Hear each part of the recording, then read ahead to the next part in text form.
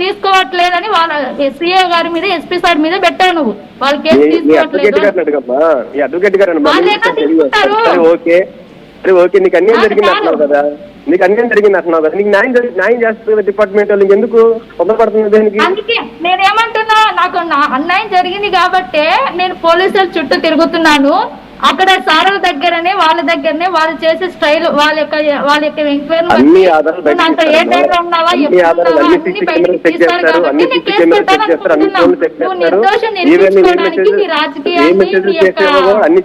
పెద్ద పెద్ద టీములని వాళ్ళని ఎవరు ఇన్వాల్వ్మెంట్ చేసుకుంటే ప్రొసీడ్ గా కేసు కట్టడానికి నువ్వు నిర్దోషం నిరూపించుకోవడానికి.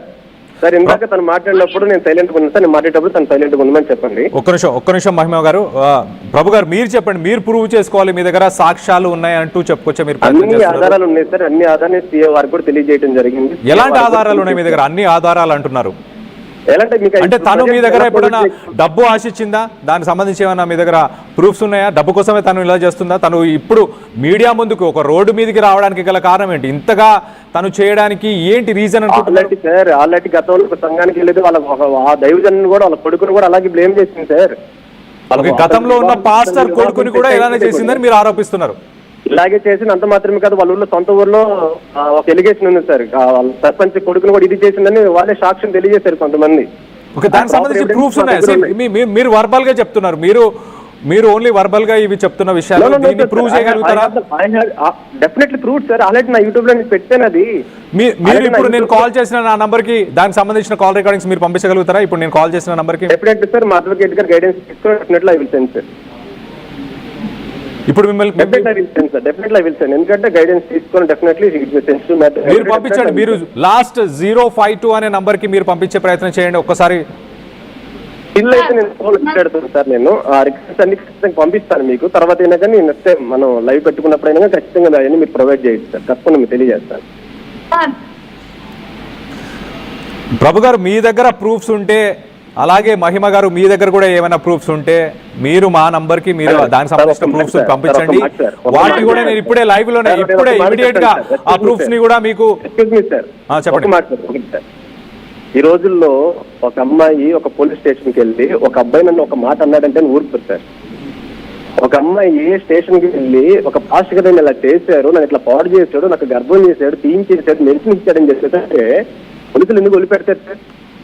అంటే మీరు బయట సెటిల్ చేసుకుంటామని ఇటు సీఏకి చెప్పారంటూ ఇటు మహిమ చెప్తారు. ప్రూవ్ అయితే సీఏ వారు 3 టౌన్ వారు ఆ రికార్డు కూడా పెట్టారు, ఆ రికార్డు కూడా మీరు వినండి. ఉద్యోగం మానేస్తా అన్నారు సీఏ వారు, అది ప్రూవ్ అయితే ఆయన ఉద్యోగం మానేస్తారు. ఈవెన్ ఈ మహిమ కుమారి మీద కూడా సీఏ చేసేస్తా అన్నాడు అయితే డెఫినేషన్ కింద. దానికి చెప్పేది ఎంత ఫ్రాడ్ సార్. ఒక అమ్మాయిగా బయటకు వచ్చి ఇది మాట్లాడేది నిజమవుతుందా? లాస్ట్ టైం మీరు చూసారు కేరళ ఇన్సిడెంట్, ఏమైంది? ట్రూత్ అనుకున్నారు చాలా మంది, అది కానీ చివరికి ఏమైంది? False telling. అది ఒక అమ్మాయి బయటకు వచ్చి ఒక విక్టిమ్ బయటకు వచ్చి మాట్లాడితే ట్రూత్ అని ఎలా అనుకుంటారు sir society? There was technical evidence కావాలి తప్పకుండా కోర్టుకు అనేది. లీగల్ యాక్సెప్ట్ లో ఖచ్చితంగా అన్ని చెక్ చేస్తారు, phone calls, messages, even Google locations అన్ని చెక్ చేస్తారు సార్. ఈవెన్ ఇంకేమంటుంది, వాళ్ళ ఇంట్లో నేను నైట్ ఉన్నానని చెప్తుంది. నైట్ ఉంటే గూగుల్ లొకేషన్ చెక్ చేస్తారు కదా, గూగుల్ లొకేషన్ చూస్తారు కదా, అసలు వాళ్ళ ఇంట్లో ఉన్నానని తెలిసిపోతుంది కదా sir. Proper evidence sir, proper evidence ఇస్తుంది కాబట్టి హైకోర్టును ఆశ్రయించడం జరిగింది. హైకోర్టులో అన్ని విషయాలు మీరు తెలియజేయడం జరిగింది, అన్ని ఎవిడెన్స్. హైకోర్టు మీరు అప్రోచ్ అయింది, ఇటు పోలీసులు అంటే సిఐ గానీ ఎస్పీ గానీ కేసు నమోదు చేయట్లేదు మహిమ మీద అని మీరు అప్రోచ్ అయ్యారంటూ తను చెప్తుంది, అది వాస్తవం సార్? ఆల్ ఎవిడెన్సెస్ ఉన్నాయి సార్, అందువల్ల తన మీద హైకోర్టులో కూడా కేసు వేయడం జరిగింది సార్. నోటీస్ తీసుకోవాలి పారిపోవాలి. మహిమ గారు మీరు చెప్పండి, మీకేమనిపిస్తుంది? అంటే ఇటు నా దగ్గర ఎవిడెన్సెస్ అన్ని ఉన్నాయి, కాల్ రికార్డ్స్ ఉన్నాయి. చెప్పండి ఒక్క నిమిషం ప్రభు గారు ఆగండి, మీరు ఒక్క నిమిషం మీరు చెప్పండి అమ్మా. 3 టౌన్ సీఏ గారు బాణమేకలతో మాట్లాడాడు, ఆ ఎవిడెన్స్ నా దగ్గర ఉంది అని అంటున్నాడు. అదే 3 టౌన్ సీఏ గారు నా పక్షాన నిలబడి, అంటే నాకు అన్యాయం జరిగింది కాబట్టి అన్యాయం జరిగింది పాపకి న్యాయం చేయాలని నిలబడి నా దైవజనుడు కూడా ఫోన్ చేస్తే ఆ కాల్ రికార్డింగ్ ఈ కాల్ రికార్డింగ్ పెట్టండి, వీళ్ళు కావాల్సిగా చెప్పించుకున్నట్టుగా 3 టౌన్ సీఏ గారు మాట్లాడాడు, ఇక్కడ ఒరిజినల్ గా మా దగ్గర మాట్లాడాడు. అది కూడా మీరు మా బ్రదర్ తో ఒకేలా మాట్లాడాడు, ఇక్కడ మాట్లాడాడు మా బ్రదర్ తో. 4 గోడల మధ్య జరిగిన దానికి ఎవిడెన్స్ ఉండదయ్యా, అది 2 నేను అమ్మాయి తప్పు అని చెప్పలేదని కూడా మాట్లాడాడు 3 టౌన్ సీఏ గారు. ఓకే. 3 టౌన్ సిఏ గారు కేసు ఎందుకు తీసుకోలేదు అంటే, నా పరిధిలో నువ్వు లేవమ్మా, మీ అబ్బాయి నువ్వు ఉండేది 1 టౌన్ పరిధి కాబట్టి 1 టౌన్ కి వెళ్ళు అన్నాడు. మేడం నన్ను కేవలం డిఎస్పీ మేడం కేవలం ఏం జరిగింది తెలుసుకో అని చెప్పింది కాబట్టి నేను మిమ్మల్ని తెలుసుకున్నాను అంతే తప్ప ఇక్కడ మీరు కేసు కట్టడానికి వీలు పడదమ్మా, నీది 1 టౌన్ పరిధి కాబట్టి అక్కడికి నువ్వు వెళ్ళాలి అని చెప్పాడు. ఇంకొకటి హైకోర్టు అనేది పచ్చి డ్రామా సార్, పచ్చి డ్రామా. వీలైతే నేను అర్థం కాదా, నంద్యాలలో జరిగినప్పుడు నంద్యాల కేసు పెట్టాలి నా మీద, ఇక్కడ ఉన్న కోర్టును ఆశ్రయించాలి. ఇదల్లా కాకుండా ఇక్కడ ఎక్కడ కేసు పెట్టడానికి అబ్బాయికి వీలు లేకుండా ఎక్కడో మాటూర్ అంటే ఎక్కడ గుంటూరు సైడ్ ఉన్న అక్కడ వెళ్ళి తన బ్యాక్గ్రౌండ్ ఉపయోగించుకొని అక్కడ కేసు పెట్టాల్సిన అవసరం ఏముంది, పెట్టడానికి వెళ్ళాల్సిన అవసరం ఏముంది?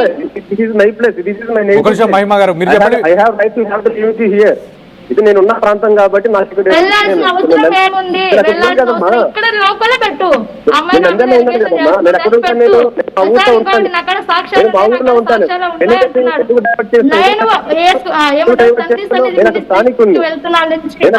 మాట్లాడుతున్నాను.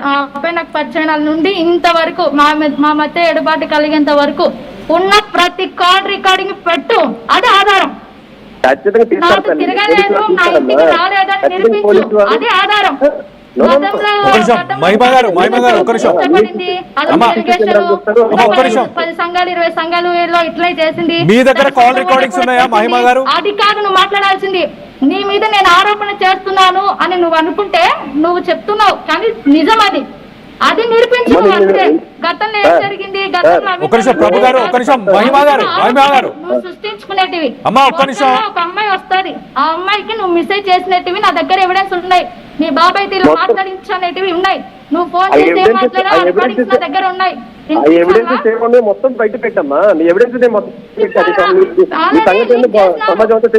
అమ్మాయితో